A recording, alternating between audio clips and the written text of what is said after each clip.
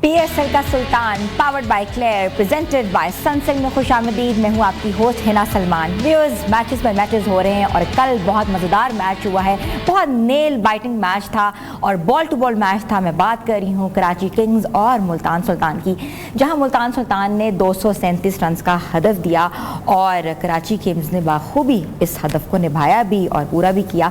बहुत मज़ेदार किस्म की स्टेटमेंट भी सामने आई हैं और वो स्टेटमेंट्स क्या हैं और मज़ीद इस पर जो हमारे साथ क्रिकेट एक्सपर्ट हैं और हमारे फॉर्मर टेस्ट क्रिकेटर हैं हारून रशीद साहब स्टूडियो में मौजूद हैं, वो बताएंगे। अस्सलाम वालेकुम सर। वालेकुम अस्सलाम, अस्सलाम वालेकुम नाज़रीन। यस, बिल्कुल सही कहा आपने। आई थिंक जिस किस्म का आगाज़ होना चाहिए था PSL 10 का उसी तरीके से हुआ। जो ख़ास तौर पर कल का जो मैच था, इवन जो हाई स्कोरिंग मैचेस होते हैं, जब वो चेस हो जाए ना तो वो और ज़्यादा उसमें एक्साइटमेंट क्रिएट होती है। कल जिस अंदाज में कराची किंग्स वापस आई मैच में और उसको मैच को जीता, ऐसे लग रहा था कि जिस तरह के जो कैंप मुझे नज़र आ रहा था मुल्तान सुल्तान का, वो काफ़ी सेटिस्फाइड था कि 237 रन इनफ हैं ऑन द बोर्ड और हमारी टीम जो है वो उसको डिफेंड कर लेगी।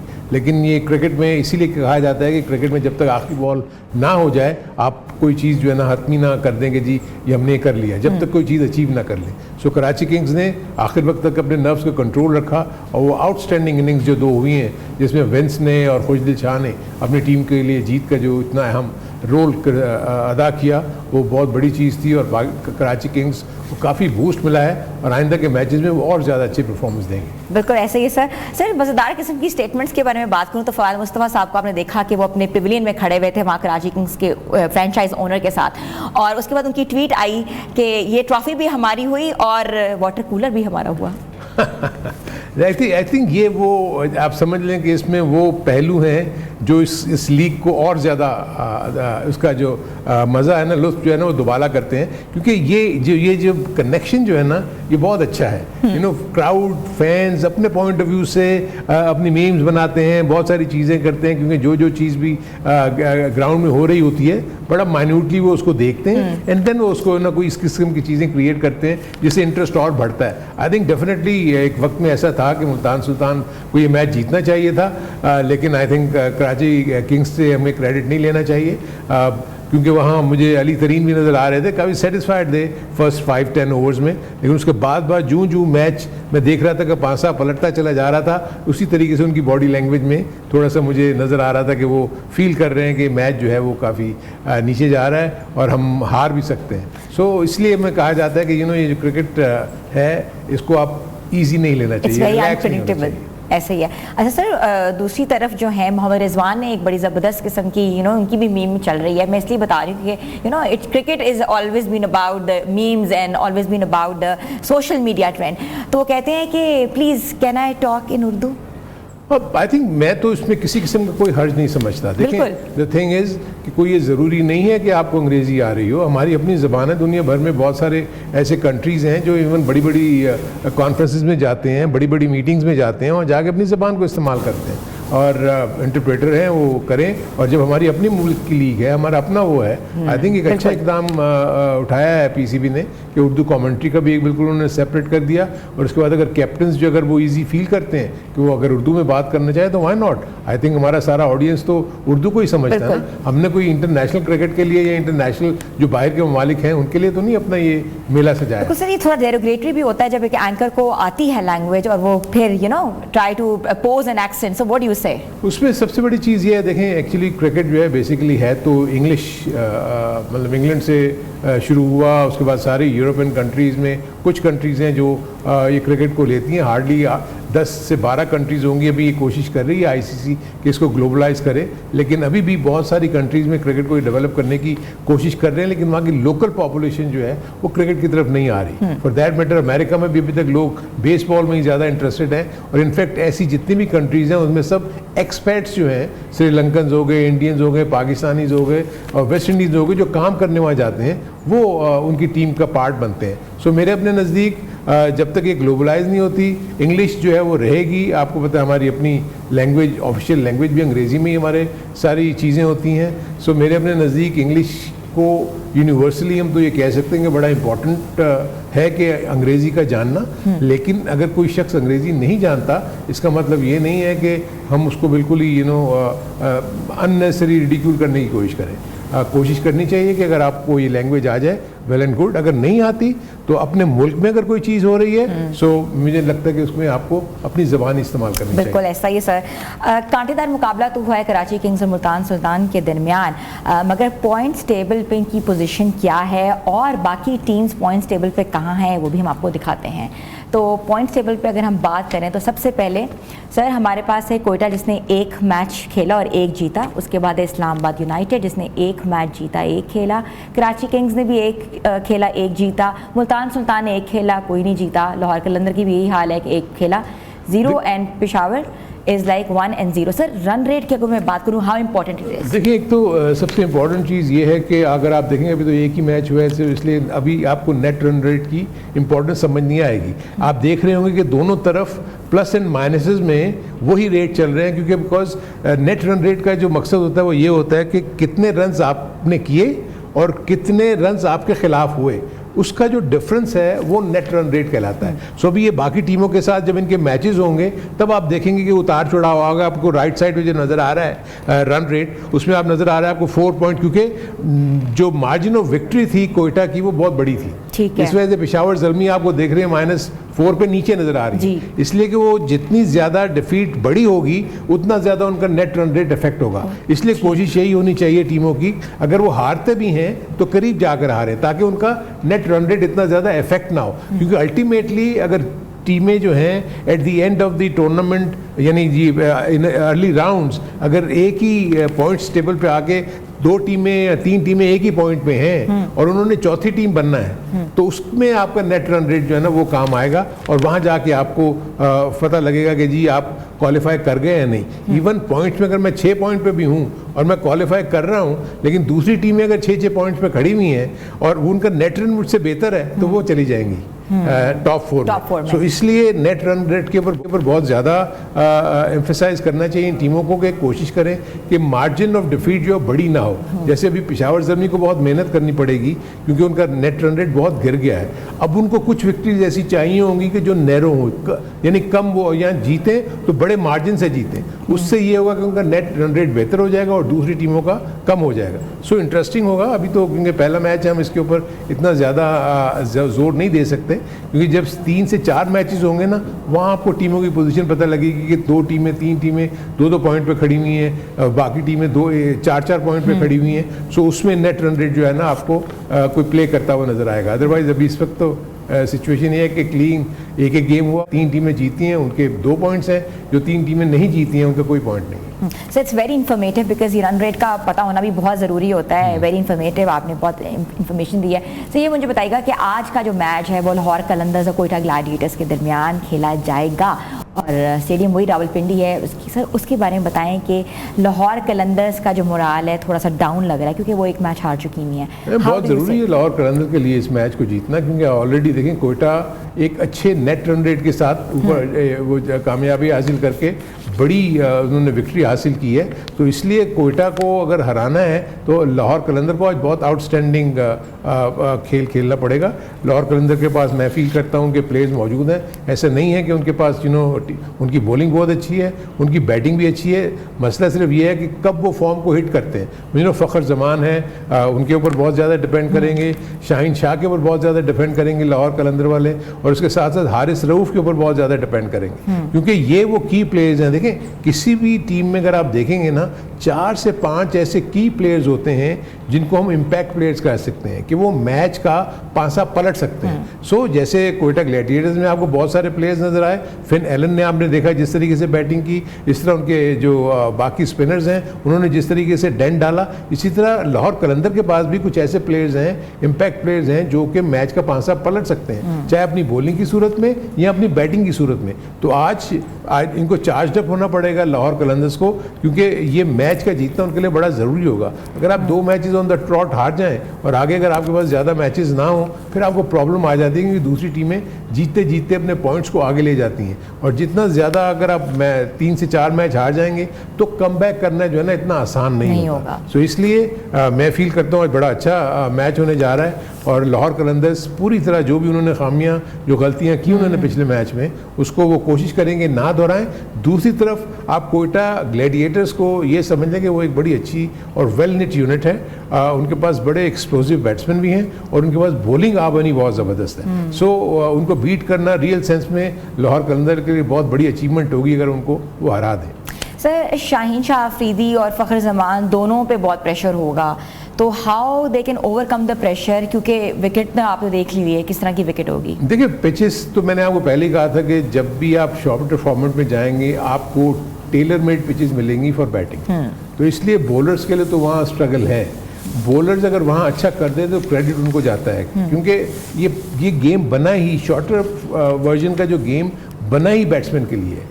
बड़े से बड़ा बॉलर भी आगे यहाँ आप देखें कि किसी एक दिन वो कामयाब होगा और दूसरे दिन उसको 75 रन भी पड़ सकते हैं। जैसे कल हमने देखा जो IPL में मैच हो रहा है उसमें शामी को 75 रन पड़ गए 4 ओवर में। सो इसलिए बॉलर्स को का बचना बड़ा मुश्किल है। सो इसलिए बड़ी इंटेलिजेंट क्रिकेट लोग यही कोशिश करते हैं कि ऐसे बैटर्स टीम में डाले जाएं जिनका स्ट्राइक रेट अच्छा हो, जो बाउंड्री को क्लियर करने की महारत रखते हो, छक्का मारना जानते हो और चौके मारना जानते हो, कम बॉलों पे ज़्यादा रन्स करना जानते हो। तो इसलिए ये बड़ा ज़रूरी है लाहौर कलंदर्स के लिए कि उनके जो बैटर्स हैं उनको आज बहुत ज़्यादा अहम रोल अदा करना पड़ेगा, और ख़ास तौर पर फ़खर जमान जिनके ऊपर बहुत ज़्यादा डिपेंड किया जाता है। फर्स्ट 6 ओवर्स में बैटिंग करने आते हैं, फर्स्ट 6 ओवर में सिर्फ 2 फील्डर्स बाहर होते हैं। सो उन 2 फील्डर्स का एडवांटेज जो है ना वो दोनों ओपनर्स, इसीलिए आप देखती होंगी कि फर्स्ट 6 ओवर्स में स्कोर कभी 60 भी हो जाता है, 70 भी हो जाता है, और अब तो 80 भी हमने देखा कि रन जब फर्स्ट 6 ओवर्स में हो जाते हैं तो वो एक प्लेटफॉर्म दे देते हैं बाकी आने वाले बैटर्स को कि देखिए हमने आपको एक फाउंडेशन दे दी है, हमने बेस बना दिया, अब इसको लेकर आप इसको और फर्दर इसको स्ट्रेंथन करें।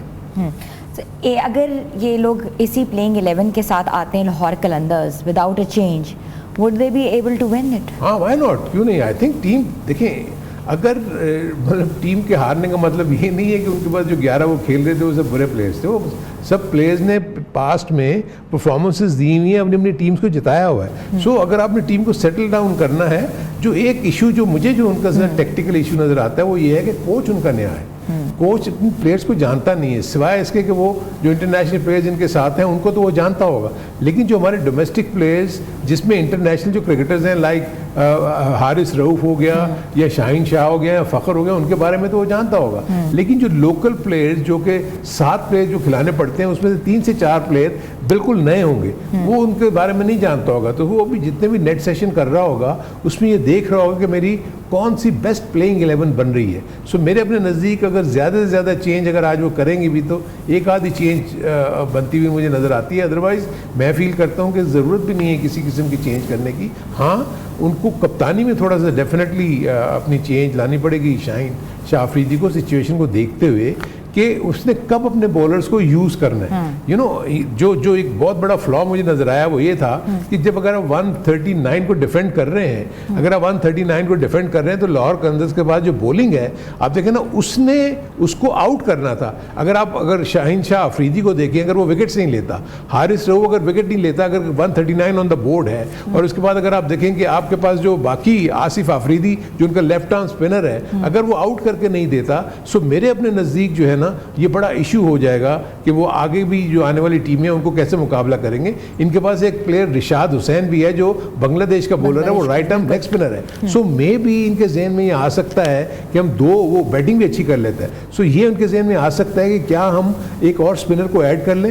यू नो सिकंदर रजा ने कोई इतना अच्छा बॉलिंग में मतलब वो लगा नहीं। सो अगर रिशाद हुसैन भी आ जाते हैं, अगर आसिफ आफरीदी भी खेल लेते हैं, किसी एक बैट्समैन को जिसको समझते हैं कि वो अगर 6 और 7 में बैटिंग करने आता है तो वहाँ आने का तो कोई फ़ायदा नहीं, 2 से 3 ओवर मिलते हैं। सो वो एक चीज़ ये अपने अगर बॉलिंग को बढ़ाना चाहें तो रिशाद हुसैन को आज ये खिला सकते हैं और उसके बाद फिर इनके पास 6 बॉलर्स हो जाएंगे। सो प्रॉब्ली ये एक चेंज मुझे होती हुई नज़र आ रही है। अब मुझे ये पता नहीं है कि रिशाद हुसैन ऑलरेडी ज्वाइन कर चुके हैं कि नहीं। कुछ बांग्लादेश के प्लेयर्स जो हैं वो शायद सुना वापस भी जा रहे हैं क्योंकि उनकी कमिटमेंट्स कोई होंगी। सो ये क्योंकि जो अवेलेबल रिसोर्सेज उनके पास मौजूद हैं अगर रिशाद हुसैन उसमें मौजूद हैं तो आई थिंक वो उसको ऐड कर सकते हैं और अपनी बॉलिंग को बढ़ा सकते हैं। उनको बॉलिंग को थोड़ा सा स्ट्रेंथन करना होगा क्योंकि फास्ट बॉलर्स ने कोई इतना ज़्यादा कल कोई इम्पैक्ट शो नहीं किया था और इन पिचेस के ऊपर ज़रूरी नहीं है कि आपके फास्ट बॉलर्स आउट करें, हो सकता है आपको स्पिनर्स कुछ हेल्प कर दे जो जेन्युइन स्पिनर्स है जैसे रिशाद हुसैन। सर अगर लाहौर कलंदर्स टॉस जीते हैं तो उनको पहले बॉलिंग करनी चाहिए कि बैटिंग करनी चाहिए? देखिए ये सब डिपेंड करता है क्योंकि मेरे अपने नज़दीक नॉर्मली टीमें यही करती हैं कि वो टारगेट चेस करना चाहती हैं। अगर आपने पहले बैटिंग करनी है तो आप देखें ना कल 237 रन करके भी टीम हार गई ना। बिल्कुल। सो इसलिए जो ज़्यादातर मैंने T20 का ट्रेंड ये देखा है कि टीमें दूसरी टीम को दावत देती हैं कि आप बैटिंग करें और वो जितना भी टारगेट आता है उसके मुताबिक अपनी वो बैटिंग की स्ट्रेटजी बनाते हैं क्योंकि पिच में चेंज नहीं होता, पिच के बिहेवियर में कोई चेंज नहीं होता। 40 ओवर्स का गेम होता है, पिच अच्छी फर्म बनी हुई होती है। सो पहले बैटिंग करके और सेकंड बैटिंग में एक एडवांटेज ये हो जाता है कि अगर तो ड्यू फैक्टर बीच में आ जाए, सो ड्यू फैक्टर जब आता है तो बॉलर्स के लिए बड़ा मुश्किल हो जाता है बॉल को ग्रिप करना क्योंकि बॉल थोड़ी सी वेट हो जाती है, उसकी सीम थोड़ी सी वेट हो जाती है। गो के टॉवल्स के साथ उसको साफ करते हैं, खुश करते हैं, बट स्टिल जो उसके अंदर जो उसकी वेटनेस आ जाती है उससे उनके बॉल ग्रिप नहीं होता, तो स्पिन भी नहीं होता, गेंद सीधी सीधी पड़ के अच्छा बैट पे आती है और वो जो सेकंड बैटिंग है वो थोड़ी इजी लगती है निस्बतन first batting. Sir, Finn Allen is a threat to Lahore Qalandars. What is threat to Quetta Gladiators in the shape of Lahore Qalandars? नहीं, मुझे तो कोई खैर कोयटा ग्लैडिएटर्स के लिए कोई वो नज़र नहीं आती। अगर हम कोयटा ग्लैडिएटर्स का भी स्क्वाड देखें तो कोयटा ग्लैडिएटर्स तो बहुत ही स्ट्रॉन्ग टीम मुझे नज़र आ रही है इस पूरे उसमें। ख़ास तौर पर उनका जो बैटिंग यूनिट है ना, वो बैटिंग यूनिट बहुत ही एग्रेसिव है इन दैट सेंस कि उनकी स्ट्राइक रेट ही मुझे 150 से ज़्यादा नज़र आती है। सो जहाँ पर आपके पास देखो 5 से 6 बैटर्स ऐसे हों जो 150 160 के स्ट्राइक रेट से खेल सकते हो तो आई थिंक उसको बड़ा मुश्किल देखें ना। आप ऑलरेडी अगर आप देखें इनके पास अगर आप हम देखते हैं तो फिन एलन आपने देखा कि हसन नवाज ये भी बहुत ज़बरदस्त खेलते हैं। उसके बाद अगर आप देखें मेंडिस, उसके बाद आप अगर देखें चैपमैन, वो भी आए नहीं है लेकिन वो आएंगे तो वो और मजबूत हो जाएंगे। सो सऊद शकील ऊपर से जाके रन्स करते हैं, शुएब मलिक जो कि अच्छा खेलते हैं। दूसरी तरफ अगर आप बॉलिंग के कॉम्पोनेंट को देखें, अबरार अहमद आउटस्टैंडिंग उन्होंने बॉलिंग की, शुएब मलिक स्पिनर मौजूद है, Usman Tariq right arm leg spinner है, फिर उनके पास फास्ट बॉलर भी बुरे नहीं है, वो जो कायल जेमिसन है वो बहुत ज़बरदस्त हैं, मोहम्मद आमिर उनके पास बड़ा की वेपन है उनके पास as a bowler. So I think this is a very very good unit and all rounded unit जो मैं फील करता हूँ कि एक थ्रेट होगा तमाम टीमों के लिए। सो मुझे इसीलिए ये जो 2 से 3 टीमें जो जीती हैं मुझे क्यों उनका रोल ज़्यादा नज़र आ रहा है कि वो आगे टॉप 4 में जाएंगी, बिकॉज उनकी जो कॉम्पोजिशन है उनके स्क्वाड की उसमें उन्होंने बड़ा अच्छा इक्वल बैलेंस रखा हुआ है। बैटिंग भी स्ट्रांग है, बॉलिंग भी स्ट्रांग है और अगर फील्डिंग ऑन द डे अच्छा रोल प्ले कर जाए, कैचेस ना ड्रॉप हों, ग्राउंड फील्डिंग अच्छी हो, एक तो रन आउट कर दें, तो आई थिंक ये टीमें बड़ी मुश्किल होंगी जैसे कोयटा ग्लैडिएटर है। बिल्कुल सर, वेरी वेल सेड। और यही है कि आज का मार्का कौन जीतेगा और कोयटा ग्लैडिएटर्स वर्सेस लाहौर कलंदर्स है, तो देखना ये है कि कौन टॉस जीतता है और कौन बैटिंग या बॉलिंग का फैसला करता है। छोटी सी ब्रेक के बाद वापस आते हैं, आप देख रहे हैं पीएसएल का सुल्तान।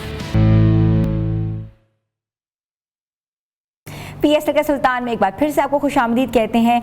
अब मैं आपको एक बड़े ज़बरदस्त किस्म की न्यूज़ बताऊंगी। वो न्यूज़ ये है कि बाबर आजम जो हैं जिन्होंने पेशावर ज़ल्मी से खेलते हैं और अगेंस्ट खेले थे कोयटा ग्लैडिएटर्स के, जहां वो डक ऑफ पे आउट हो गए थे और मोहम्मद आमिर की गेंद थी, तो उन्होंने रिकॉर्ड बना लिया हुआ है कि वो उन फेहरिस्त में शामिल हो गए हैं जहां डक पे बैट्समैन को पहली पोजीशन हासिल हुई उनको। तो मैं पूछना चाहूँगी क्रिकेट एक्सपर्ट हमारे साथ हारून रशीद साहब से, हारून रशीद साहब, ये बड़ा नाखुशगवार वाक़या है मगर इसके ऊपर भी एक रिकॉर्ड तो कायम हो गया है।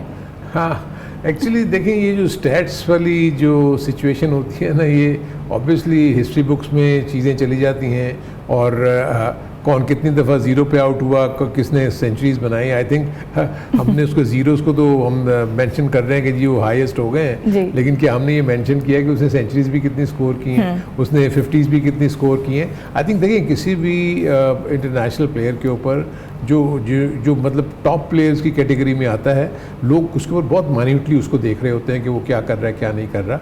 लेकिन I think as a player, as an individual, आपको पता होता है कि मेरी क्या प्रॉब्लम्स हैं, मेरी क्या वीकनेसेस हैं, मेरी रिस्पॉन्सिबिलिटी क्या है। Babar Azam being a key batter of his team Multan Sultan, उसको अपनी जिम्मेदारी का एहसास है।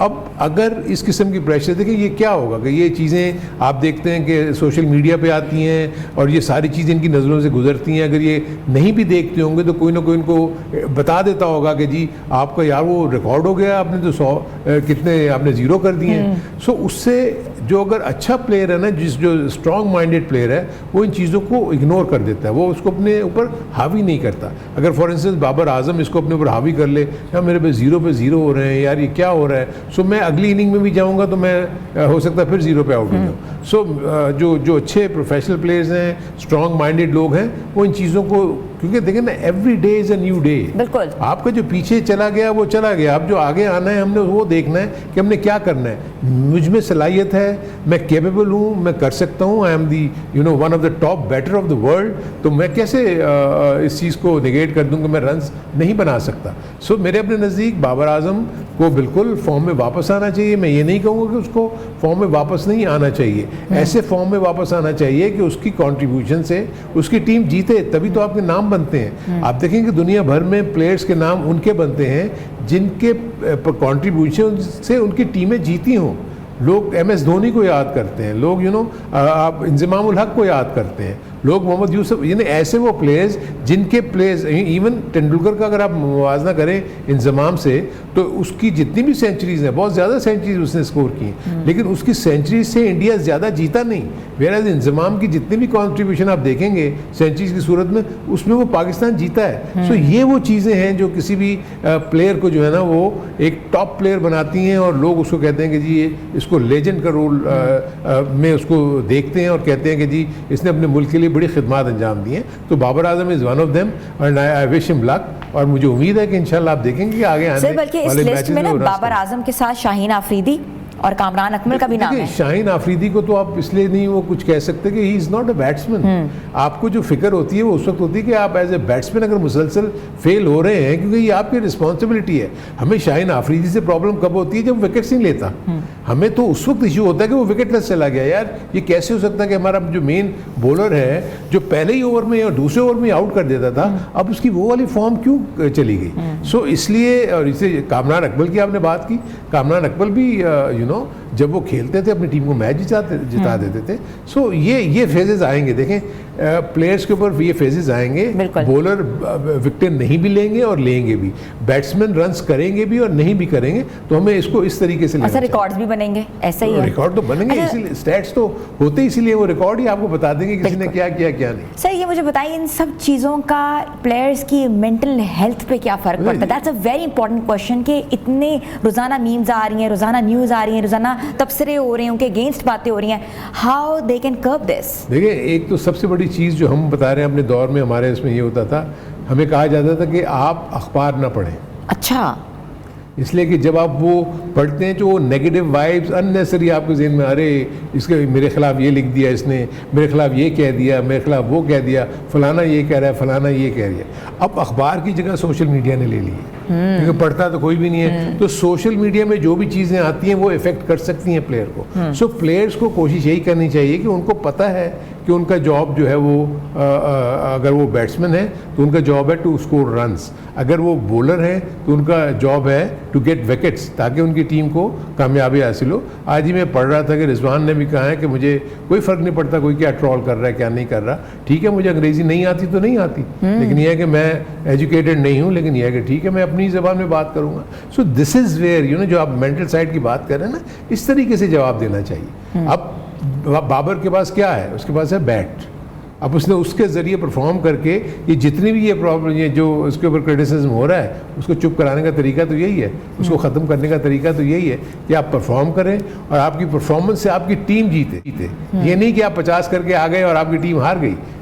बाबर को इस वक्त लोग देखना चाहते हैं कि वो उसकी कंट्रीब्यूशन से टीम मैच जीते। सर आपने बिल्कुल ज़बरदस्त बात की है, लेकिन ऐसा भी तो होता है ना कि मीम्स के ज़रिए, सोशल मीडिया के ज़रिए, न्यूज़ के ज़रिए, हमारी जो पाकिस्तानी जर्नलिज्म उसके ज़रिए भी लोग उठाए जाते हैं, लोग हटाए जाते हैं, कप्तान हटा के उनको खिला रहे हैं, तो उसके ऊपर भी तो मेंटल हेल्थ इश्यूज़ हो सकते हैं। आप being selector, you were there with all the players, कैसे आप लोगों ने इनको कॉम्बैट करना सिखाया? देखिए, एक तो चीज़ मैं ये कहूँ कि आप ये जो बात करें नहीं, इस पे मैं ये फील करता हूँ कि हमारे यहाँ थोड़ा सा जो सोशल मीडिया हो गया या हमारा जो मीडिया है, चाहे वो जिसको भी आप कह लें, हम ना बहुत जल्दी अपनी राय कायम कर लेते हैं। एक इनिंग में हम एक प्लेयर को हीरो बना देते हैं, और उसके बाद जैसे ही वो गए उसको हम जीरो भी कर देते हैं। सो ये तो देखिए, दिस इज़ देयर जॉब। यानी देखिए ना, हर एक का अपना अपना जॉब है। मीडिया का अपना जॉब है, उन्होंने अच्छाई को भी पेश करना है, उन्होंने बुराई को भी पेश करना है। सो जब आप अच्छा कर रहे होते हैं तो आपको लामहाला वो आपको बहुत हाई प्रेज करते हैं और ऊपर लेके जाते हैं। फिर वही मीडिया जब आप अगर बुरा कर रहे होंगे तो ये तो उनकी जॉब है ना कि ये बताएंगे आप बुरा कर रहे हैं। सो हमें तो उसकी तरफ हम तो सिर्फ प्लेयर्स को यही कहते हैं, देखिए जब आप अच्छा करते हो तो वो आपकी तारीफें करते हैं ना। अभी आप बुरा कर रहे हो तो इसलिए बुराइयां कर रहे हैं। सो आपका काम ये है कि आपकी हर तीसरी चौथी इनिंग्स में कोई ना कोई ऐसा परफॉर्मेंस होना चाहिए, वरना अब प्रॉब्लम क्या है, अगर आप 10 इनिंग्स ही आप फेल हो गए तो आप कैसे, अगर आप फेल हो रहे हैं तो कोई आपकी तारीफ कैसे करेगा। सो वो फिर उनको रियलाइजेशन आती है कि नहीं यार, हमारा जॉब जो है वो तो ये है कि हम परफॉर्म करें, और हम परफॉर्म करेंगे तो आप मुझे बताएं, अगर मैं परफॉर्म करता रहूँगा तो आप मीडिया जो मर्जी करना चाहे वो क्या करेगा, वो मेरे खिलाफ कुछ नहीं लिख सकता। हाँ, अगर मैं बुरा करता जाऊँगा तो ऑब्वियसली मैं डिजर्व करता हूँ, मैं बुरा कर रहा हूँ, तो अगर वो मेरे खिलाफ बोल रहे हैं तो वो बिल्कुल हक बजाने पे। बिल्कुल सर, ऐसे ही है। Very well said and will come back to the match, क्योंकि लाहौर कलंदर से कोयटा ग्लैडिएटर्स का मैच थोड़ी ही देर में शुरू होने वाला है और टीम से हमारी बहुत सी वाबस्ता हैं, और जो वाबस्ता हमारी ख्वाहिशात इमोशंस है इसके बारे में बताएंगे। पहले लेते हैं छोटी सी ब्रेक के बाद वापस आते हैं। आप देख रहे हैं PSL का सुल्तान। PSL के सुल्तान में आपको एक बार फिर से खुशामदीद कहते हैं। मैच जो है वो थोड़ी ही देर में होने वाला है, और ये इम्पॉर्टेंट है कि ये इतनी बड़ी विकेट जो है, और मौसम का जो है वो बुरा हाल है क्योंकि गर्मी बहुत ज़्यादा पड़ी है। और हम पूछेंगे सर से कि सर, कोयटा ग्लैडिएटर्स के हिस्से में 2 मैचेस आए हैं, वो भी रावलपिंडी स्टेडियम में आए हैं, और स्टेडियम की जो अगर हम बात करें और गर्मी की बात करें तो बहुत ज़्यादा है। How players can curb the weather, और गर्मी की सूरत हाल में अपने आप को हाइड्रेट कैसे रखना चाहिए, और एक आई थिंक सन ब्लॉक या स्किन प्रोटेक्शन कोई होती है सर, आप बता सकते हैं बेहतर क्या होना चाहिए। देखिए, एक तो सबसे पहली चीज़ ये है कि बहुत कम मैचेस हैं कि ड्यूरिंग द डे लाइट आप देखेंगे कि जो PSL है इसमें ज़्यादातर मैचेस रात को 8 बजे शुरू हो रहे हैं। गर्मी का वैसा इफेक्ट होगा, बट सूरज की जो तपिश है वो तो आपको वहाँ नज़र नहीं आएगी। लाइट्स होती हैं, वो सारा कुछ होता है। लेकिन आई थिंक ये जितने भी प्लेयर्स हैं, आई think it's not only in cricket, her sport में आप मुख्तलिफ जगहों पे जाके खेलते हैं। कहीं बहुत एक्सट्रीम कंडीशंस होती हैं, वेदर कंडीशंस, कहीं बड़ी सर्दी होती है, कहीं बहुत ज़्यादा गर्मी होती है। तो आप जब अपने ट्रेनिंग के जब ये सेशंस करते हैं, इन सारी चीज़ों को अपने जहन में रखते हुए, इसीलिए कहा जाता है कि जो स्पोर्ट्समैन है वो सुपर ह्यूमन होता है, क्योंकि वो अपनी बॉडी को इस तरीके से प्रिपेयर करता है कि वो हर किस्म के हालात का मुकाबला कर सके। सो ये जितने भी प्लेयर्स हैं इनको पता है कि हम गर्मी में भी खेलना है हमने। सो उसके मुताबिक जो इनके साथ जो मेडिकल स्टाफ होता है वो इन सारी चीज़ों को टेक केयर करता है कि इनको कब पानी की ज़रूरत है, कब इनको कौन सी खुराक खानी है, कब इन्होंने कितना हाइड्रेट करना है अपने आप को। और इनफैक्ट हर मैच में आपको, एक ज़माने में तो ये भी होता था, अब भी शायद यही होता होगा, कि मैच में जाने से पहले आपका वेट करते थे। अच्छा। और उसके बाद जब मैच खत्म होने के बाद कि आपने कितना वेट लूज किया, और उसके बाद फिर आप उसको किस तरीके से उनको वापस लेके आना है, रिक्यू करना है जो उन्होंने जो लॉस किया है अपने आप को बिकॉज ऑफ दी वाटर, जो आपकी डिहाइड्रेशन होती है, इन सारी चीज़ों से जो इफेक्ट होते हैं उसको फिर आपको रिकवरी मोड, इलेक्ट्रोलाइट्स पीने हैं और वो सारी चीज़ें फिर वो सब पता होता है। तो इसलिए ये एक बहुत साइंटिफिक सिलसिला हो गया। वो नहीं है कि हम गए और बैट उठाया और खेल के आ गए। ये सारी चीज़ें मॉनिटर होती हैं। आप इवन जब आप ट्रेनिंग भी कर रहे होते हैं तो आप एक बेल्ट अब आ गई हुई है जो आपको बता देती है कि आपने इस वक्त जब रन किया कितने आपने कैलोरीज बर्न की, कैसे किया, क्या, और आपको क्या इनटेक लेनी है, आप जो रिकवरी पीरियड में आपने वापस आना है। So it's very interesting. So ये प्लेयर्स जितने भी हैं और जो शेड्यूल की आप बात कर रही हैं, देखिए हर टीम के ऊपर कोई ना कोई ऐसा वक्त आएगा कि जब उनको बैक टू बैक मैचेस खेलने पड़ेंगे। आज कोयटा को खेलना पड़ा है, you never know, next couple of days में आप देखेंगे कि एक और टीम जो है वो 2 मैचेस बैक टू बैक खेल रही है। क्योंकि जब शेड्यूल बनता है तो आपको कहीं ना कहीं इस तरीके से एडजस्टमेंट्स करनी पड़ती हैं। सर, हमारे जो फॉरेन प्लेयर्स हैं वो भी आए हुए हैं और ह्यूमिडिटी का फैक्टर इस वक्त बहुत ज़्यादा है। ह्यूमिडिटी है बिल्कुल, अगर सूरज की गर्मी नहीं है मगर ह्यूमिड फैक्टर्स बहुत ज़्यादा है, तो वो क्योर कर पाएंगे, कर्व कर पाएंगे इस गर्मी को? आई थिंक वो भी पूरी तरह तैयार होके आते हैं। देखिए एक तो चीज़ ये है कि सिवाय इंग्लैंड में समर में क्रिकेट होती है, ठीक के, क्योंकि उनकी जो विंटर है उसमें तो कोई वहाँ कोई स्पोर्ट क्रिकेट खास तौर पर नहीं हो सकती। ऑस्ट्रेलिया में गर्मियों में क्रिकेट होती है, न्यूजीलैंड में भी टू सम एक्सटेंट गर्मियों में होती है, लेकिन वहाँ मौसम ऐसा होता है कि कहीं कहीं आपको सर्दी भी मिलती है और बारिश के मौसम में मिलते हैं। सो ये सब अपने अपनी कंट्रीज़ के पॉइंट ऑफ व्यू से जिस तरह भी वहाँ पर उनका मौसम है उसके मुताबिकत से अपने आप को वो फिजिकली तैयार करते हैं, फिट करते हैं। और ख़ास तौर पर आप देखेंगे जब से IPL या PSL जब से शुरू हुई है तो इन फॉरेन प्लेयर्स को जो सबसे बड़ा एडवांटेज ये हुआ, पहले यहाँ आके इनको प्रॉब्लम्स हुआ करती थी टू एडजस्ट, चाहे क्लाइमेटिक कंडीशंस हो, फूड हो, बहुत सारी चीज़ें हो। तो उससे अब ये हो गया कि अब आप देख रही हैं कि आप नोट कर रही होंगी कि अब फॉरेन टीम्स आके हमें यहाँ हरा के चली जाती हैं। एक ज़माना था कि वो ये तस्वुर भी नहीं कर सकते थे कि हमारे मुल्क में आके वो हम आगे हरा के होम ग्राउंड में, ठीक है, होम ग्राउंड में। वो रीज़न ये है कि बिकॉज ऑफ दीज लीग्स जो कि दोनों मुल्कों में हो रही है, 80 to 90% of the elite cricketers of such countries like West Indies या इंग्लैंड या ऑस्ट्रेलिया या न्यूजीलैंड, ये लोग आके यहाँ खेलते हैं। यहाँ की कंडीशन से आगाही होती है उनको, प्लेइंग कंडीशंस का पता लगता है, मौसम का पता लगता है, पिचेस का पता लगता है। तो जब ये अपने मुल्क को रिप्रेजेंट करके आते हैं यहाँ पर अपनी टीमों के साथ, तो वो इसके लिए आदी हो चुके होते हैं। सर बिल्कुल ऐसे ही हमने पास में भी देखा, डैरेन समी आते थे तो किस तरह एंजॉय करते थे, हमारा कल्चर एंजॉय करते थे, फूड एंजॉय करते थे, और माशाल्लाह हमारे कल्चर को उन्होंने खूब बखूबी कहते हैं ना कि सराहा भी है। तो सर अभी हमने पिछले दिनों देखा, भी कल की पिक्चर एक आई हुई थी, पेशावर ज़ल्मी का एक इशाई हुआ है जहाँ फॉरेन प्लेयर्स काबली पुलाव खा रहे हैं बैठ के। नहीं तो व्हाई नॉट, आई थिंक इसमें कोई इशू नहीं है। देखिए हम हर छोटी सी छोटी चीज़ को, ये कोई रोज़ाना की तो खुराक नहीं है ना उनकी। थिंग इज कि अगर महीने में अगर मुझे आप कहेंगे चलो निहारी खाने चलें तो मैं चले चलूँगा, उसमें क्या इशू है। लेकिन मैं अगर उसको रूटीन बना लूँगा then it is bad for me. यानी अगर मैं बिरयानी रोज़ ही खाऊंगा, I think it's very nice to see them eating our cultural food, why not.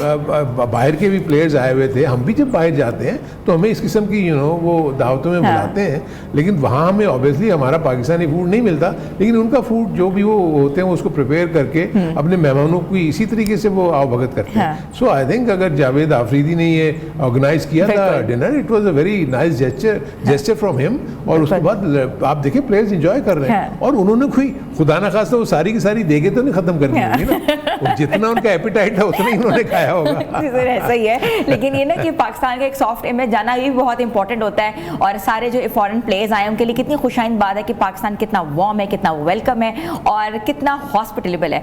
तो इसी के साथ आज का जो मैच है वो थोड़ी देर में शुरू होगा, लाहौर कलंदर्स वर्सेस कोयटा ग्लैडिएटर्स। देखना ये कि कौन इस मार्के को लेके जाता है। आप हमारी ट्रांसमिशन जरूर देखें क्योंकि हम आएंगे अब 12 बजे। स्टे ट्यून विद अस, आप देख रहे हैं PSL का सुल्तान।